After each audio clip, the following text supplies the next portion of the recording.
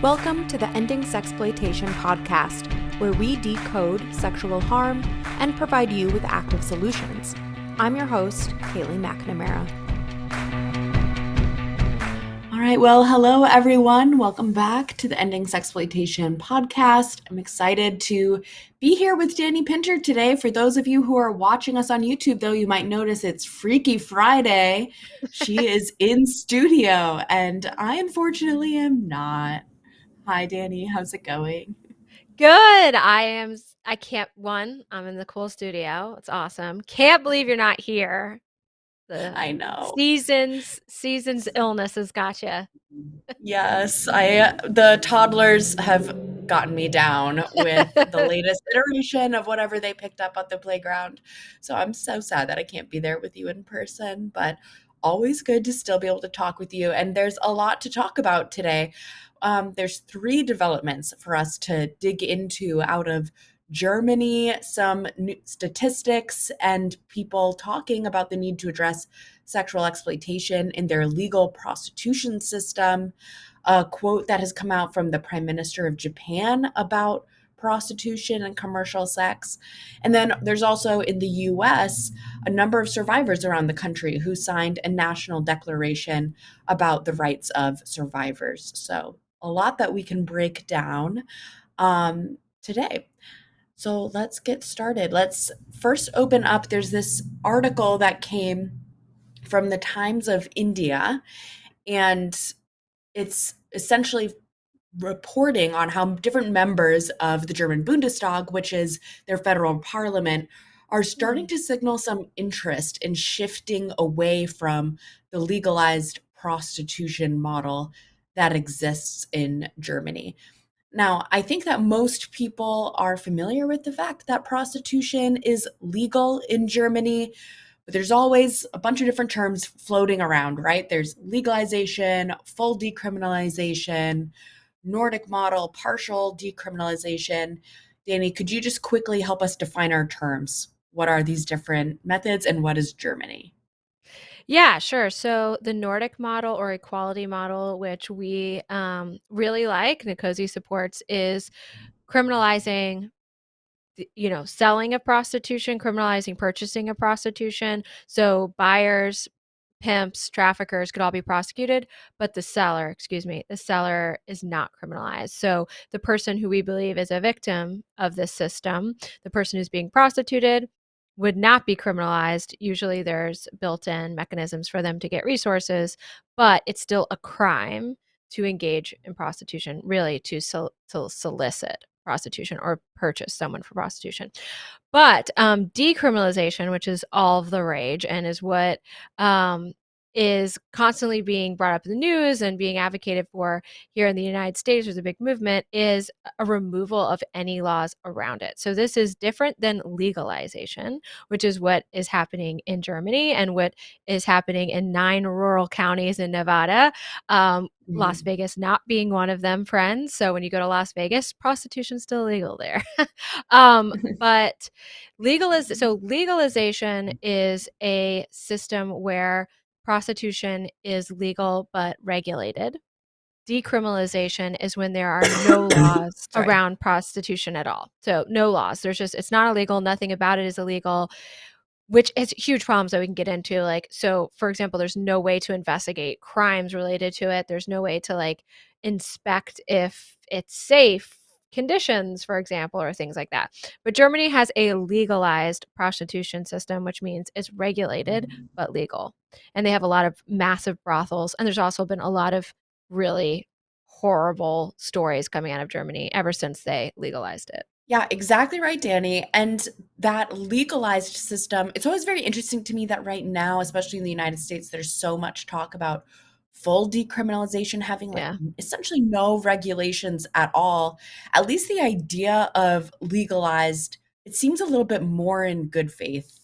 I mean, I don't think it's actually in good faith. I think it's in the interest of pimps and sex buyers, but the idea, at least of what they sell and what they really successfully sold in Germany, is that there will be regulations, there will be licenses. Brothels Yeah, it in happens Germany, anyway. We'll make it safe kind of thing. Yeah. yeah, there will be certain safety standards for safety, for hygiene.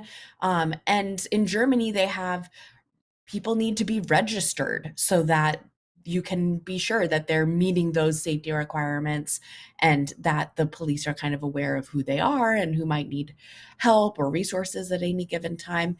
So Germany has had this legalized system for many years now. I mean, I think a couple decades at least. And but unfortunately, as this system continues to march along, it's deteriorating. I mean, we're really Yeah. seeing that this promise of legalization doesn't bear fruit in real life. And so, what this article that came out covers is that the Federal Statistic Office in Germany says that there's about 32,000 registered people in prostitution, people, quote unquote, working in prostitution at the end of 2024.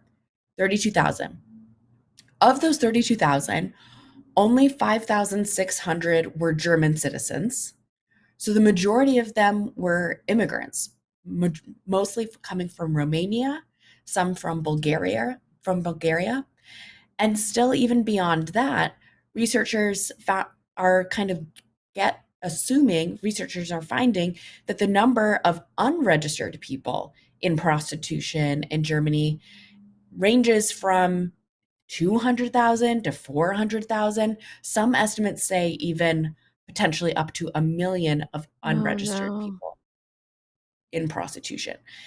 Now, why are these numbers a problem? You know, I look at this and I immediately am seeing so many things that jump out to me. Why is it a problem that only 5,000 or so of these registered people are German citizens? And why is it that there are so many unregistered? Well, I don't know if it's a problem, but it paints a picture. So, for example, Germany has chosen to legalize prostitution, but very, very few Germans are electing to sign up to work in brothels.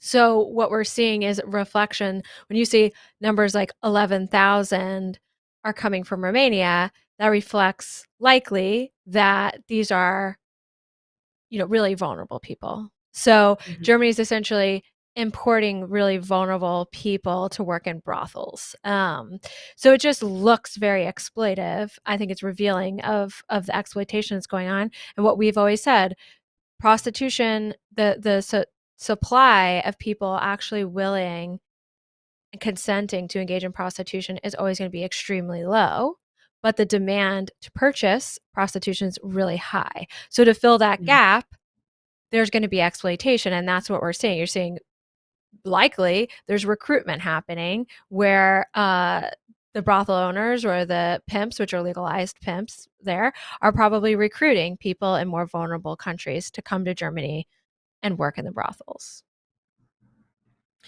Yeah, exactly. That's what I start reading into this as well, and that's actually what this article in some ways explicitly expands upon. I'll even quote from it. The article writes that foreign women with poor German language skills are estimated to make up the vast majority of this group of unregistered people working in prostitution. And quote, because they know very little about their rights, they have virtually no access to existing health and support services.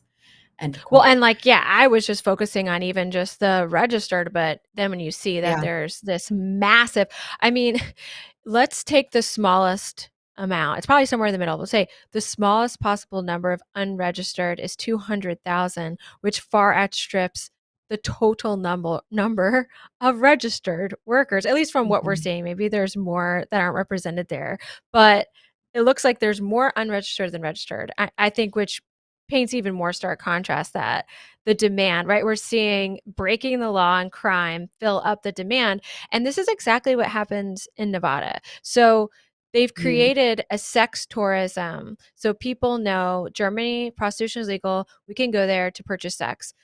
There's a huge number of men who are wanting to elect to do that. So there's this huge demand. Only 5,000 women in Germany actually want to be engaging in prostitution. So what happens? Recruiting people from poorer countries, even through the legal system, but vast swaths of likely trafficking. When you see 200,000 unregistered sex workers, you could almost assume that's per se sex trafficking, because if it wasn't, Mhm. they'd be registered. They're unregistered for a reason, which is what this article is saying, is that they have poor German language skills, don't know their rights. And so, what does that mean? That means they're being exploited in the system. Absolutely. And that's the problem too with kind of this promise of legalization is that, well, we'll know exactly who's all there and it will be so controlled.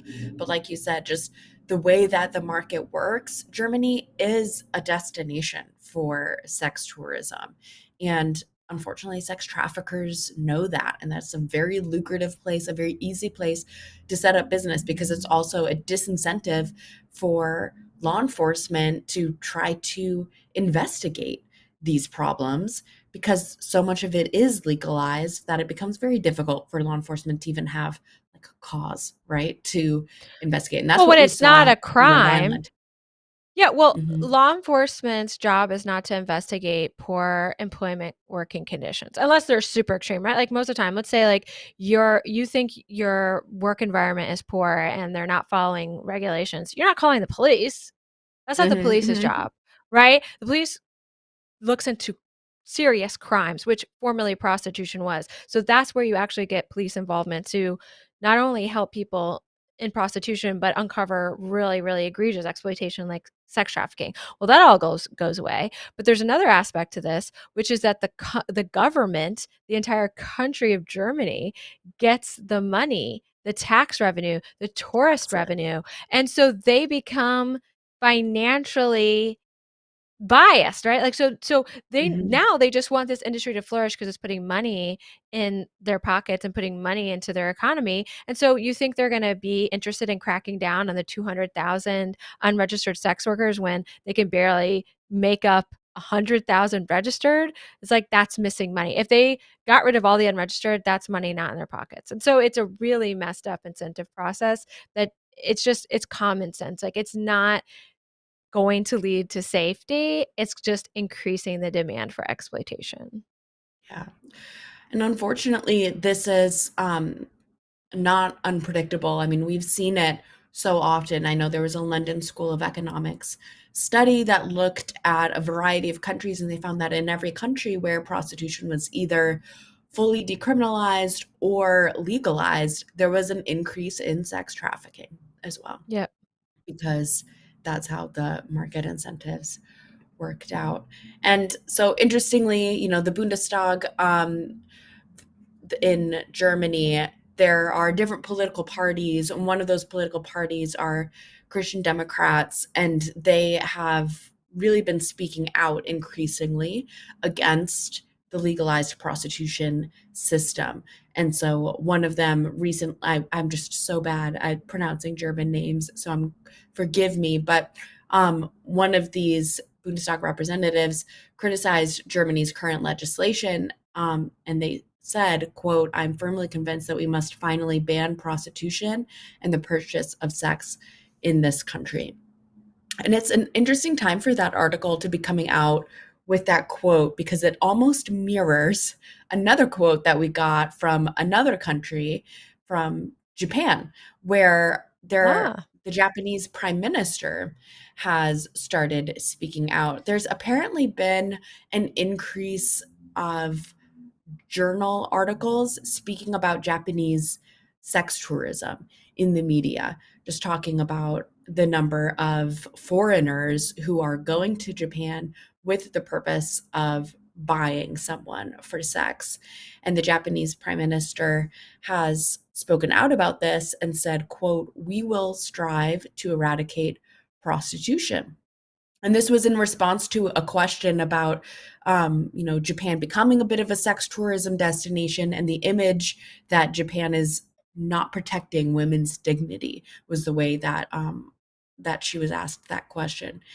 So, a member of the Constitutional Democratic Party of Japan, who kind of started raising this question, also had an interesting quote where she said, quote, "Foreign men perceive Japan as a country where they can engage in prostitution with peace of mind, and there and there is a distorted structure where only women who have no choice but to sell their bodies are arrested.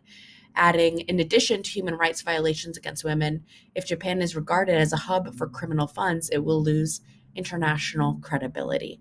End quote. And this is kind of the context that led to the prime minister saying that we should prevent prostitution and try to end it. So, what are your thoughts Wow. there, Dani? Yeah, so, so many parallels to Germany, and they even use the word, tourism, I think, above right above that quote.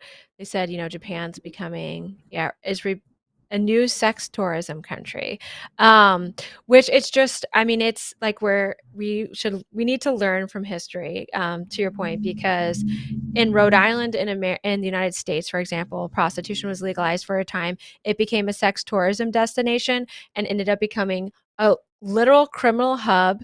The standard of living there was like horrific. It draws crime. Sex trafficking was rampant. So they ended up making it illegal.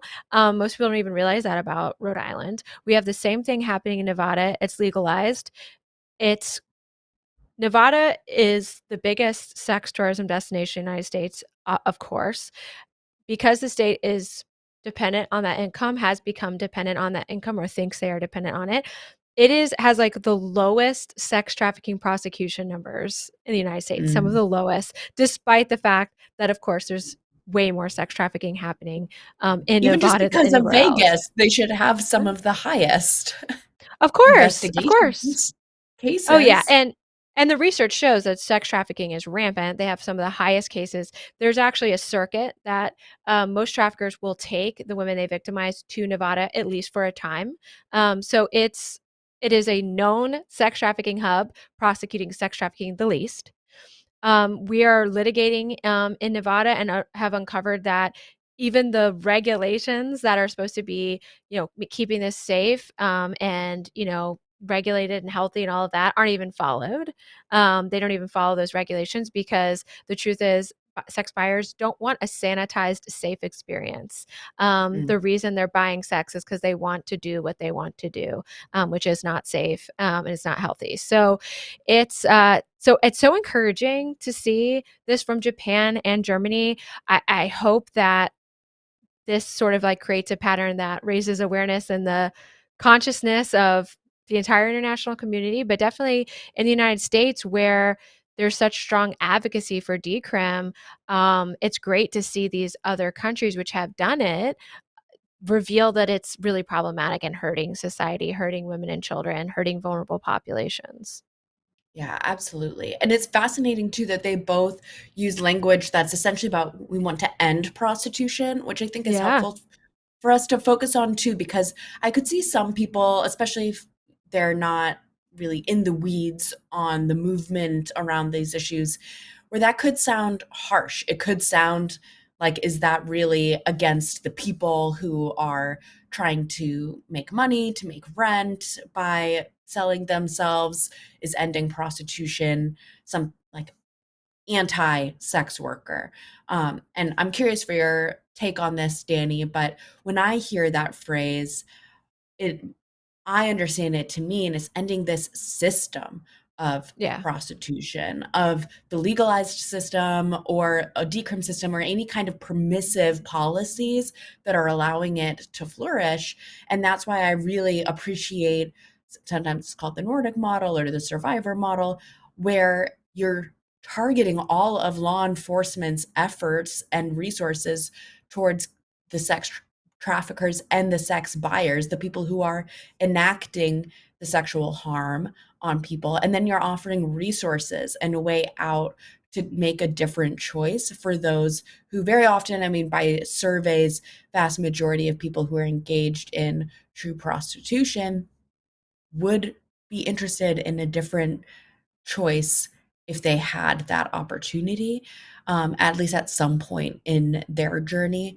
So when I hear end prostitution, I'm thinking it's system change and it's actually giving more choices to people who are engaged in it. But what's your take on that phrase?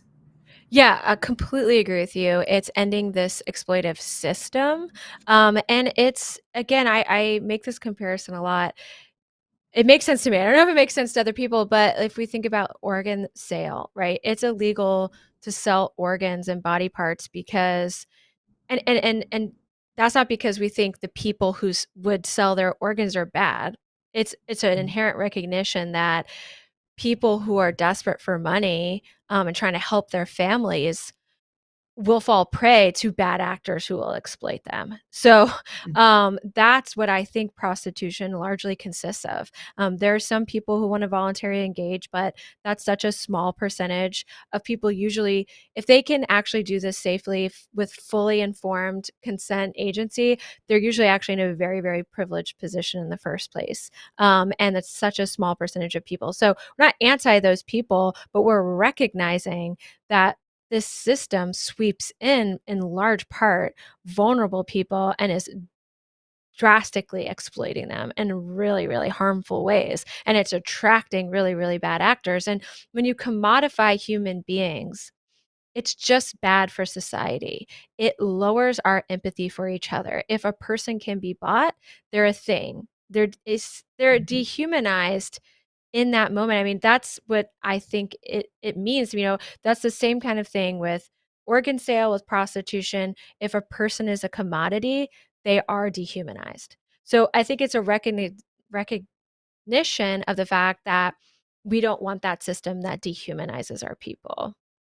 Yeah, completely agree. And it's also interesting too how those who would argue against that take, they are typically centering like the very small minority of people who have such an incredible vast array of choices that they're choosing between going to like work at their job as a partner in a law firm or engage in prostitution that day, like fully engaging with each individual on an individual basis without any economic incentive, where versus even like I think about, is it even a true choice for people if they're choosing between being able to pay rent that Exactly. day That's not a choice. It's or saying no financial to this coercion. guy that's in front of you? And I think we understand that there's like an inherent understanding of it in certain sectors of our society. There have been all of these different articles, especially around COVID. I remember there was a big uptick in articles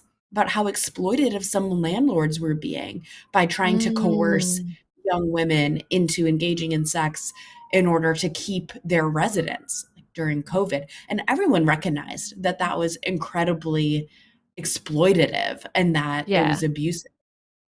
And that's like essentially the situation that most people in prostitution are in. It's like, is it a real choice if you're choosing between being able to feed your child or saying no to a sexual encounter that you don't want?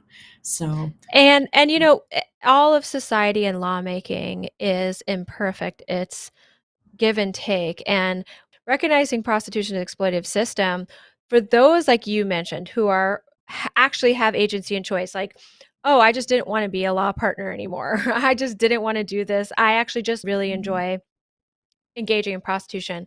Well, hopefully that person's willing to give up that thing they may enjoy doing because with it comes a system that en masse exploits vulnerable populations and children, right? Like it's like, why are we focusing in on the small area where it could maybe be harmless for a few individuals? It's like there's a lot of mhm, things we'd like to do and you have to forego some of those things in order for everyone to be safe. That's life. So that's where I think, where people really get confused. But it's like once you realize the real statistics and the way this plays out every single time, I think we can do that. We don't have to demonize anybody. We can zoom out and just mhm. say, this is a system that's exploitive. Is this what we want for society? Because this is what happens. No, it's not. We want to protect people. We should protect people. And this is how we do it by making it illegal. But not for the sellers and recognizing that they're often victimized. Yes. And by I mean, it's also so easy even in the course of this conversation, I find myself thinking about, oh, well, the choice of the people who are selling, the people who might be in this um, difficult situation. But what about the choice of the sex buyers too, right? Like those who advocate for either legalization or full decriminalization never center sex buyer quotes. And It's very telling why. It's never a man standing up there telling you why he deserves the right to purchase sexual access to another person's body. That's never who they put at the podium or on the picture of the social media graphic. And I don't know, Danny, if you've ever, it's probably a topic for another time when we can go deeper into it, but if you've ever looked at like Sexpire review boards, I've spent some Mhm. time there, and it's like were saying earlier, it's just so dehumanizing. You see the way that these men are talking about, majority women and their ability to just buy them, use them. It's disgusting. And it's the kind of thing that no person, if you claim yourself to be a feminist or someone who cares about human dignity in the slightest, would endorse. But it's never their quotes that end up on the flag or on the billboard promoting that policy.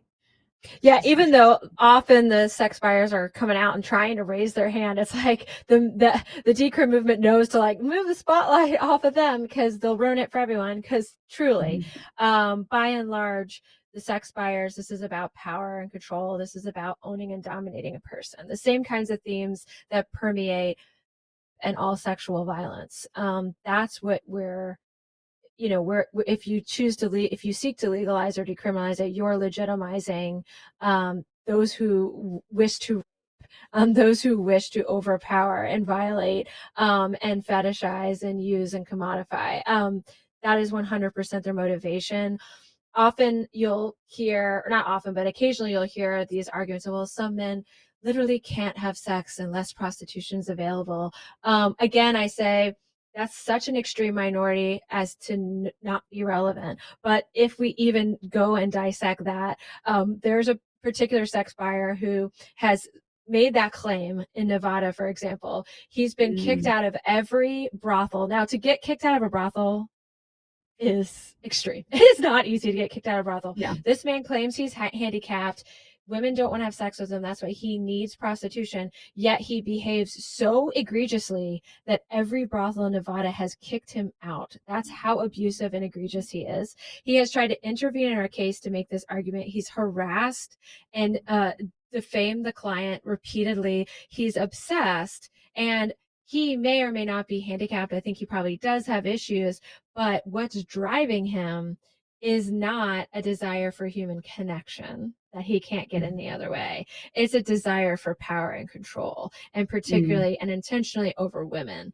There is a clear dynamic that the vast majority of people victimized are women, although men are victimized. And certainly if you get into children, but if we're talking about right. adult victims, vast majority women, 99.9% buyers are men, right? They're men. Even Hmm. if they're buying other men, they're men. And it is often a sex based crime. Like these men want to hurt women. That is part of their motivation. And they're being legitimized for what? It's hard For not to believe money. it's money. Yeah. Yeah.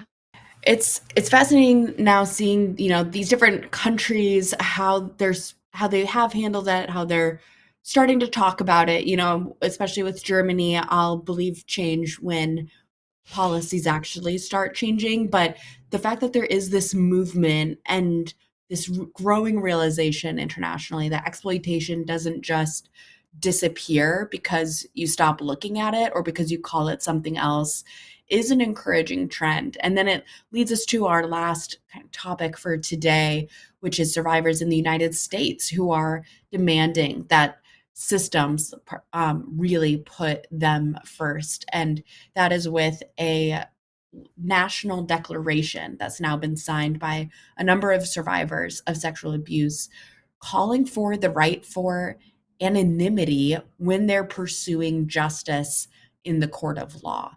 And so it's incredible to see the survivors standing up, signing this national declaration, calling for this right of anonymity, but it's also so sad that they have to. Dana, I know that this in many ways relates to cases that the Law Center has even worked on at Nkosi. Can you explain why that's important?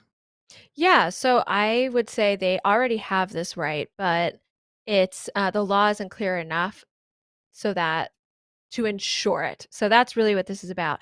I believe that every trafficking victim and sexual assault victim under our federal laws protecting victims of crime and some of the rules around, what kinds of things should be kept private should protect all of those victims. They should be able to bring their lawsuit under a pseudonym and it should be no problem. But it is not like a statutory enumerated right. And so because of Mm. that, in places like Nevada, we have seen predators twist this whole thing. And so, for example, one of our brave survivor clients who was trafficked in the Nevada brothels wants to bring a case to hold accountable the brothels that literally trafficked her and exploited her. And quite understandably, has many, many fears for her life and also her privacy and her dignity, and is seeking to bring this case, which involves sexual violence and sex trafficking, under a pseudonym. She should have easily been granted that motion, as is largely the case. The case law supports that should have been granted. The rules, the case precedent was behind her. Yet the brothel owners, including Lance Gilman, who is like the largest landowner in Nevada and also was a county commissioner at the same time he owned a brothel that the commission was supposed to be regulating, who is one of the defendants in this case, sought to opposed her motion. So that's the other thing, is often the defendant is not going to oppose the motion because that's pretty ugly. Why Mm. are you not allowing this victim of a sex crime to proceed under pseudonym? But they vehemently opposed it. But what's even more disturbing is they opposed it because not for any legitimate purpose, or one of the factors, right? Like when you look at, okay, I would like to proceed under pseudonym, the court's looking at, okay, do you have privacy, safety concerns? And we'll weigh that against the public's right to open access of courts, which we have, which is important, right? And with this prejudice, the public or this is a case of national importance, is there some important countervailing need that outweighs your privacy concerns? That's what the court's trying to decide. Well, the brothels and the brothel previous brothel owner, the defendants, opposed not because they said any of those things were at stake, but because they had a right and the media had a right to investigate the victim. In other words, harass the victim and smear the Yeah. victim in the press, which is not a recognized factor the court should have considered, and is that's what the court case is about, right? Like investigating if her claims are true is the point of a litigation. Of course, the defendants would have her identity and they could investigate them fully, and you will be litigating it. It will be litigated in a court of law, which is preferable to litigating a court of public opinion. He was essentially saying, I have the right to sick media on her and have smear articles in her name, which Yeah. is so disturbing, right? And it was just a harassment tool. And I think, he recognized that the defendants recognized this was a sensitive spot, that she was saying my life would be endangered if my name is revealed. And so they said, well, we're going to fight it. And the court said, okay, you have to reveal your name. So naturally, she couldn't proceed. So it was a tactic to force her out of the case, to strong harm her out of the case.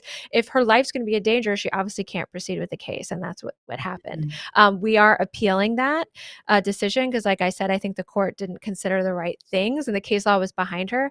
But it should really just be a statutory right. And we think this is a Yeah. simple fix. Like if you're bringing a case under the trafficking statute, you get to proceed under pseudonym, right? It's just a part of the trafficking statute that we could easily add and is consistent with the fact that you're a victim of trafficking. And also this pseudonym, protection, it doesn't even necessarily protect you forever. It's really just in the beginning stages and throughout the discovery process. So it was a very slight protection she was seeking and should have been granted. And so we just want to take this out of the harassment toolbox. We want to just take away Mm. this leverage tool that, because now that they did win this case against all odds, and probably, in my opinion, because it was in Nevada, now they're creating precedent on their side, right? So you could just imagine another trafficker pointing to this case and trying to convince a judge to make the same choice. So it is very scary. So, we think this is right for legislative fix. And I think almost 100 survivors agree with us. Yes, yes, that's what I saw. I think 92 who signed on to this national declaration, and a couple threads that I'll pull from everything that you explained there too.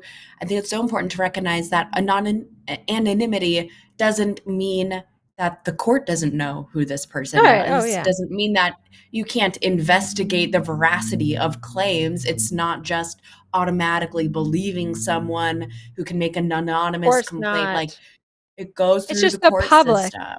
It's It's just just the keeping this public. private from the public. Why would the public need to know her name? We don't need internet sleuths, getting voyeuristic kicks off of someone's rape and sex trafficking, because Yeah. that's right. That's what she's That's worried the about. reality.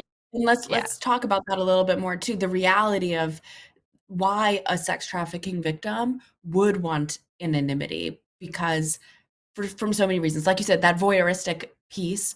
If you are a person who's being sex trafficked, the odds are there's photos, if not videos, of Yeah. you in sexual scenarios or in revealing clothing that are somewhere online. And people and the media would twist that in any kind of case to say, I mean, we've seen them do that with countless kinds of cases where they'll twist something to really emphasize a woman's sexuality, to claim, well, did she want it, and to just read all of these different kind of narratives when you have no idea what was going on in the dynamic And behind to the play camera. into the pure interest of the audience. They know it gets clicks. Mhm. People, for bad reasons, are drawn to this content for the wrong reasons, and people are gonna get kicks off of your abuse, which is another trauma and another injury to Yeah. that victim. But also, victims of sexual exploitation are at outsized excessive risk for harassment. So if you're a Mhm. stab victim, there is little to no risk that the entire internet will come and try to harass you. Yet, if you are a rape victim, you're at extremely high risk that mobs will try to harass you. That's the reality. Mhm. They face harassment constantly, even death threats and further rape threats and stalking and all of those things. So, just generally speaking, being a victim of that abuse increases those risks. Also, how about the fact that you have children and family members that you maybe don't wanna know those intimate, private, or you want how you wanna go to work, like, in Yeah. your if you're a stab victim, again, if you're a stab victim or robbery victim, nobody at your work is gonna look at you or treat you any differently at all. "Well, that's a horrible thing that happened to you, wow." If you are a rape victim, a sex trafficking victim, you will 100% face different treatment, and people will perceive you differently, look at you differently, treat you differently in the workplace and in all areas of your life. So there's all of these things about your life that could be detrimentally impacted because it's extremely private. And this is the nature of sexual crime, unfortunately.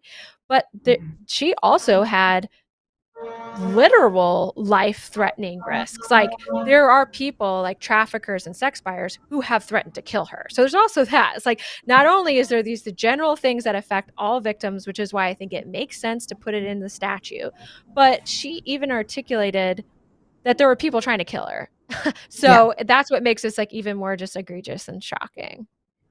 And sex trafficking, it's very typically organized crime in Yeah. some degree or another. And like there can be individuals who maybe just traffic one person, but especially when I would imagine, I mean, you can correct me, Danny, but I would imagine that the typical sex trafficker who's operating, bringing women in and out of brothels in Nevada is connected to Yeah. networks of other criminals. It's That's not an an individual acting extremely alone. dangerous person. Yeah. Mhm. Yeah.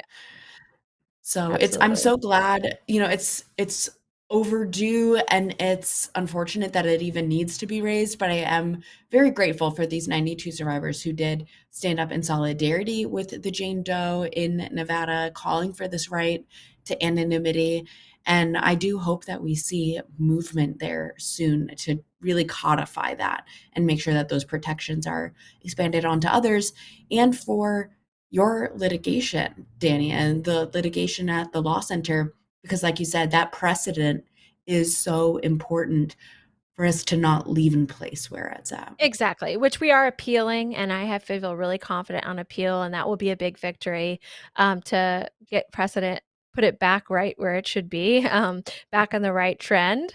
But this is where you're like, oh, statutory and policy changes are important too, because that would just avoid this from happening altogether. Because this is certainly a slow, grueling process that has no guarantees. And I think that's an uncontroversial statutory fix. So, yeah, I Mhm. have a lot of faith we can get it done.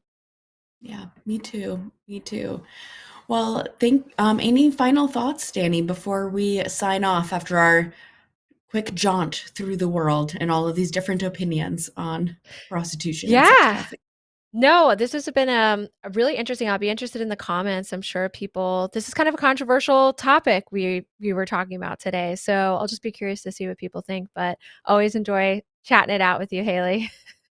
Me too. And speaking of comments, please do feel free to leave a comment. If there's an aspect of what we said that we should dig deeper into in a future episode, there's so much to unpack that we really kind of only touched the surface on.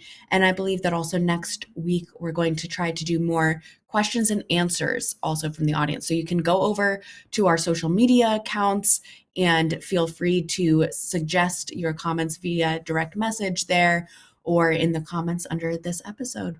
But thank you all so much for joining us in ending sexploitation. Hope you have a great rest of your week.